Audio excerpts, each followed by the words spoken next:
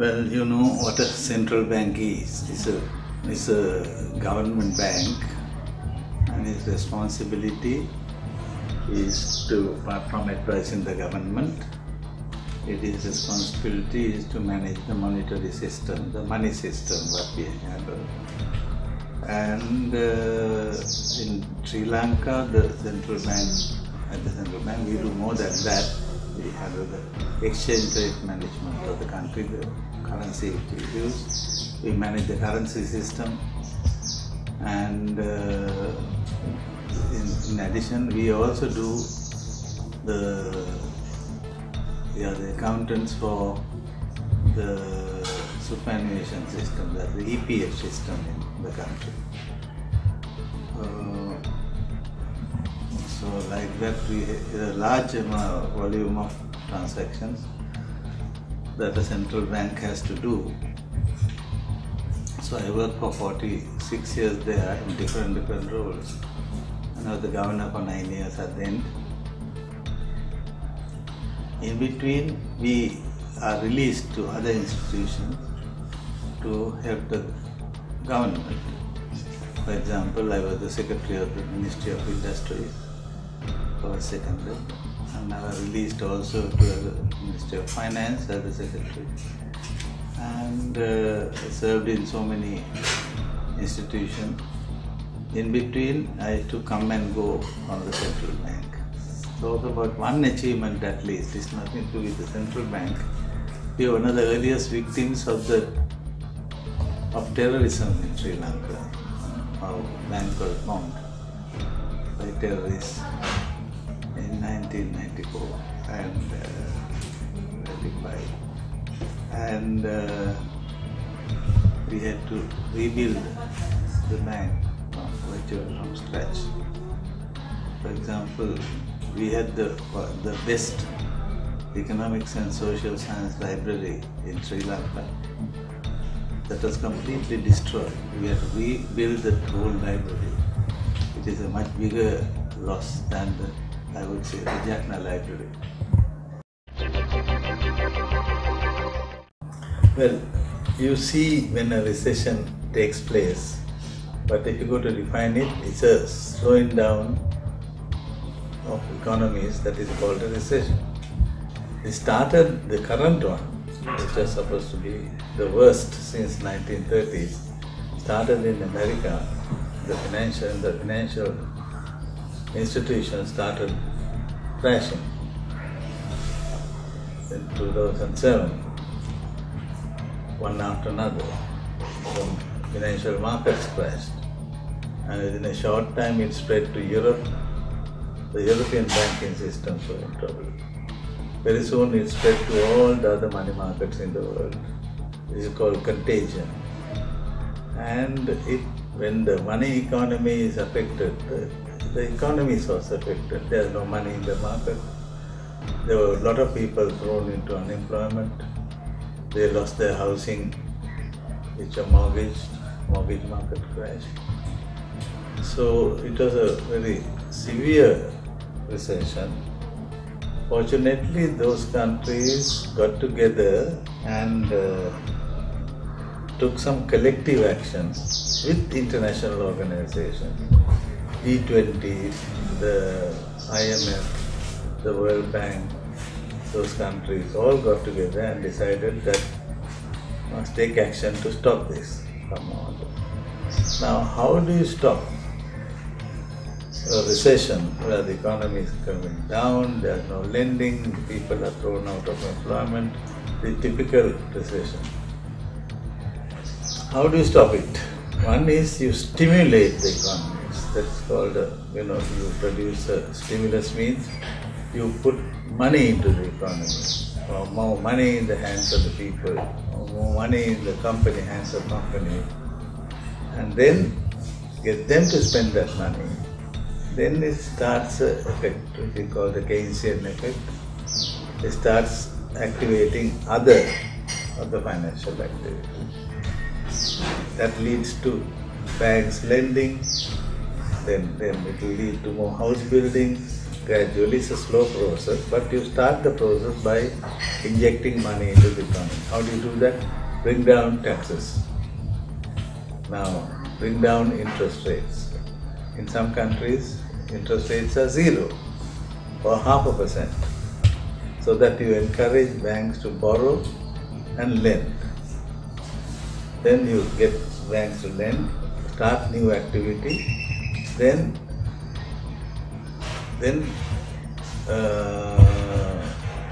that leads to, say, effects globally. The businesses that were slowing down will now start placing orders abroad. There will be people with more income will now start buying more shirts. Like that, it has a long-term effect, and that is the only way that you can do it. That is by stimulating the economy. How do you stimulate the economy? By, first of all, by making credit more relaxed, freely available, and by cutting down your budget deficit. Tax people less, give back taxes which people have paid, which are done in America, and thereby encourage those people to spend. There has been no worsening of the world recession. There are some signs of improvement in employment, in production in some countries. Just started, just growing. Now the question is, how do you sustain this? How do you keep this going for the future? Can you go on at these low interest rates, giving subsidies from the banks and the government? Can you go on to run an economy? No. This is the initial reaction of governments and central banks to get the economies working again. Then you expect this to add to the incomes of the people to regain confidence, and then they expect the economy to start again. Now the classic case is, say, 10 factories are closed down because there is no demand for their things they are producing. The moment you inject money to the economy, it will get people producing, coming and buying. So that will make the industry start again. They may be buying textiles and material from abroad, so they start importing. So it will activate the foreign markets also. Like that, you set a process going which will start the recovery.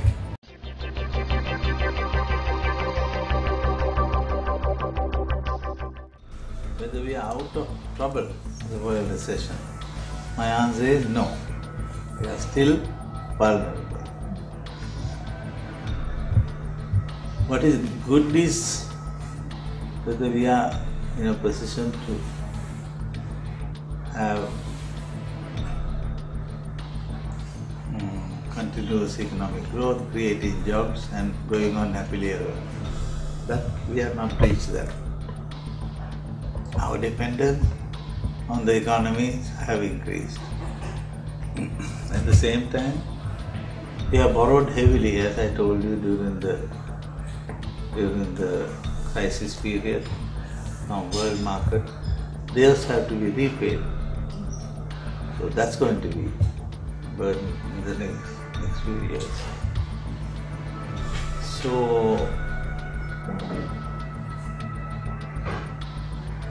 I don't think I personally don't think we have got over the effects of the world recession. They are still around us. Share market, you said, shows an increase. Be very careful in interpreting what is happening in the share market. Because our share market is a small market, one of the smallest, tiniest markets in the world. When a share market does one big investor, two big investors come in, and then suddenly the index goes up. Then you think the growth from 2 to 4 is 100%. But another economy where it grows from 100 to 104 is only 4%. So we look at the numbers and we tend to think our economy, our share market is doing wonderful. I say that share market shows that our businesses are doing well. Those businesses that are quoted in that market. There are foreign investment being attracted. But how many of our businesses are quoted in the share market? Very small number. Our growth, if you tell me that more firms were created, more firms came to the share market, they raised money, then I will say yes, the economy is growing. But not because the index moved up. It's very dangerous to come to that conclusion.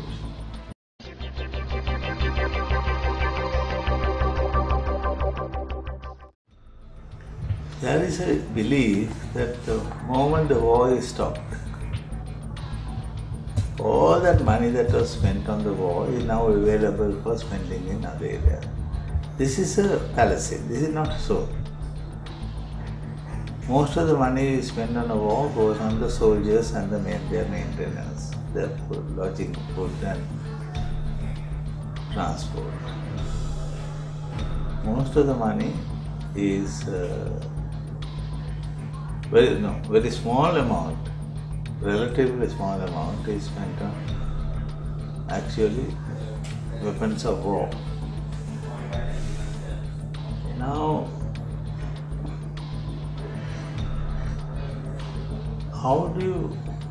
so what is the saving you can have? Maybe in ammunition, bombs and guns and things like that. But that won't be a very big saving because it's a smaller percentage. But it's also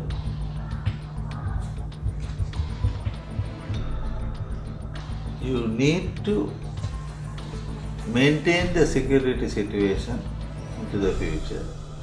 For example, they are talking about the Coast Guard service to prevent people smuggling things, smuggling weapons, smuggling drugs, to patrol the coastal area, which we haven't had. Now, some of these armed forces could be used for that. Most of the armed forces who are trained and disciplined people are a good source of material to be used in the recovery process. And even if they don't work for the army directly, they could be urged to set up various economic activities by going to the banks or by creating some loan facilities.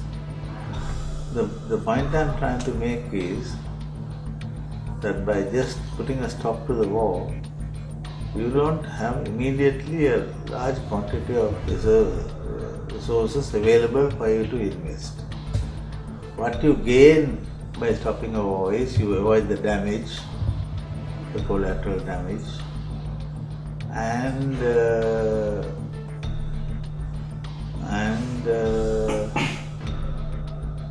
the damage to assets, damage to like bridges and roads and things like that. So, even if you, as most of the spending on the war is on the soldiers and their maintenance, even if you send them on early retirement, your retirement spending will be continued for a long time. So there won't be any saving again. You can't leave these people who are fighting for the country destitute. And if you do that, if you just throw them as unemployed people to their villages, there have to be serious other problems like crime, increases in crime and things like that. It happened at the end of the Second World War. In Sri Lanka, the rate of crime increased because when the soldiers came back with nothing after the war, they went and became criminals. So one has to be very careful about deploying these trained people. And therefore I don't think there will be a big rupee dividend that you get by merely stopping the war. What will we gain will be the saving in our resources, getting people to produce more goods, using these people for other valuable services like the protection of our postal services and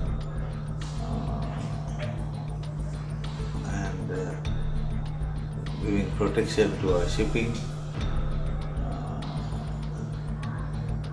and things like that, you know what I mean.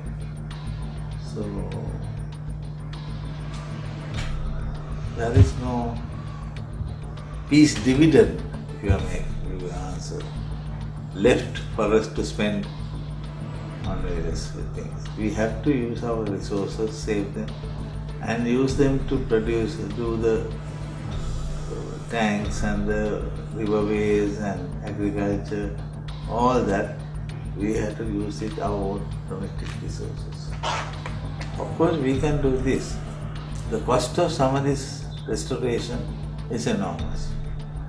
And there will be people who are interested in joining us to revive them. For example, some people might take an area and develop as a hotel complex.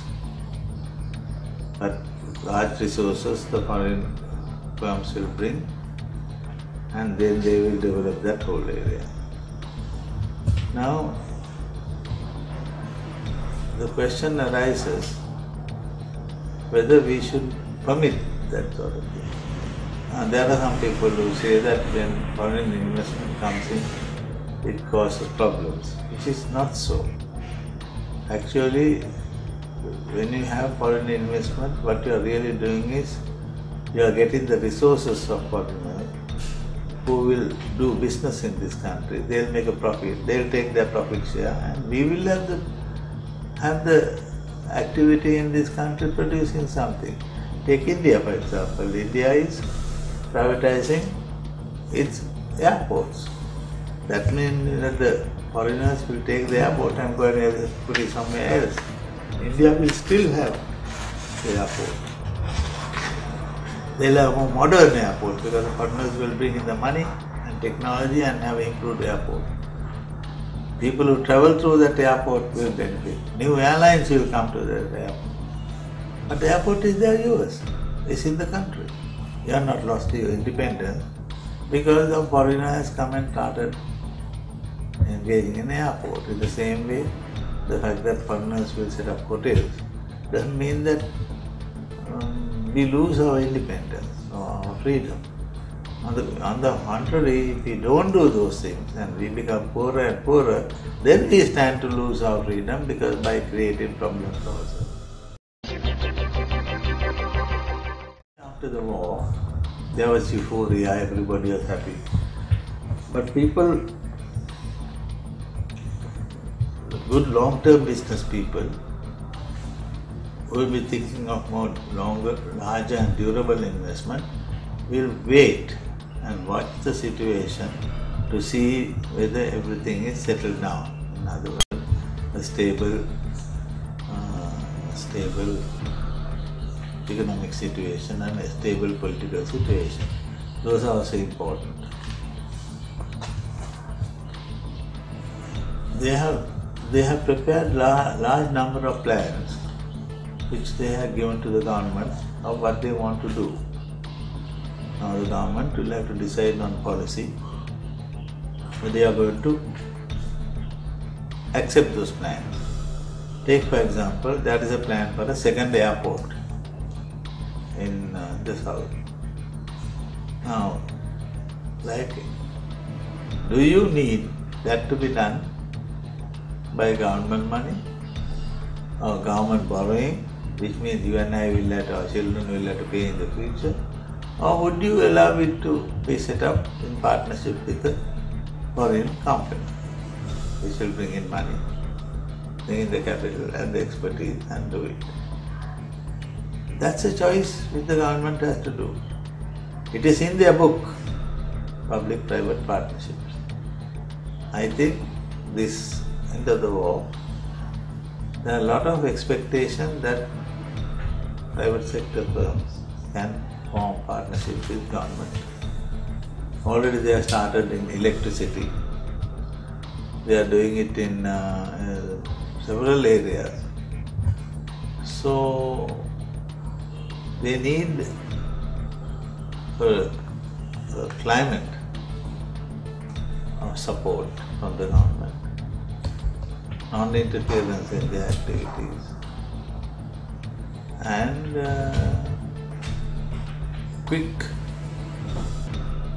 approval of projects. Sometimes these projects can take years and years to approve. So we have to streamline that also. If that happens, then I think the effect of the war in me will be very positive. But if we don't take those decisions early, the situation can drag on for a long time. Now, there are some South American countries that are written about where it takes 3 to 5 years to get a project approved with the government or the municipality. A lot of money has to be spent, sometimes even half the value of the project, as bribes to various officials. Now that type of thing will drive the people away, investors. Good foreign investors don't like to keep bribing people all over the world. If you are a member of the American or British Stock Exchange, if you have found that you have bribed foreign countries to get business, you can be struck off the protection. There are very strict rules on this. So you have to be very, very careful. So we have to have a situation where we can let people come in, do their business, and then. Also, I think this is the best way because we are a small country. We can't, there are not many industries where we can justify the industry for the local market only. You see now, take for example, airport. Can we have domestic flying, which will justify the value of that airport? No, you have to give for international. So we are dependent outside. We have a fertilizer deposit. That fertilizer deposit, some people say, is good for 1,000 years.